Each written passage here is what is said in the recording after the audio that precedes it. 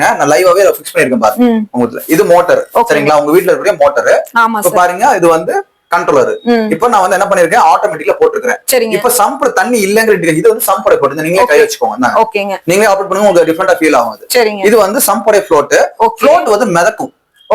ஃப்ளோட்டோட வேலை என்னதுன்னா மிதக்கும். ஃப்ளோட்ங்கிற பேரு மிதக்கிறது தான். இந்த ஃப்ளோட் வந்து மேல இப்படி தண்ணி இருக்கும்போது இந்த பொசிஷன்ல இருக்கு. இப்ப பாருங்க சம்பள தண்ணி இல்லன்னு காமிக்கல, மேல டேங்க்ல தண்ணி இல்லாதனால மோட்டர் உங்களுக்கு கரெக்டா ஆன் ஆயிரும்.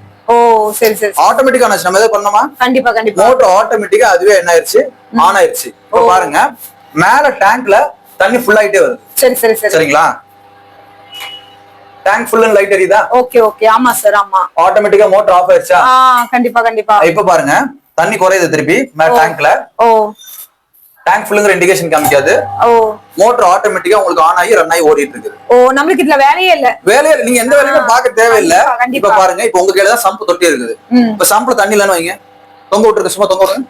சம்புல தண்ணி இல்ல, சம்புலோ மோட்டர் ஆஃப் ஆயிடுது. அப்போ நீங்க எதுவுமே பண்ண முடியல. டேங்க்ல தண்ணி குறைஞ்சா அதுவே ஆட்டோமேட்டிக் ஆன், ஆட்டோமேட்டிக் ஆஃப். சம்பள தண்ணியில கட் ஆஃப் ஆகுது. இதுல பவரான இந்த லைட் இருக்கு இல்லையா, 150 வோல்டேஜ்க்கு மேல இருக்கணும். அப்படி இருந்தா மட்டும் தான் மோட்டர் ஓடும். 150 கீழே இருந்தா லோ வோல்டேஜ் மோட்டர் ஓடாது. இந்த எல்லா ப்ரொடக்ஷனும் சேர்த்து வெறும் 2300 மட்டும் தான் மக்களே. ஆன்லைன் அவைலபிள் இருக்குங்க. கீழே லாங் வீடியோ டேக் பண்றீங்க. முழு வீடியோவும் பார்த்துட்டு வேணா ஆர்டர் பண்ணிக்கோங்க.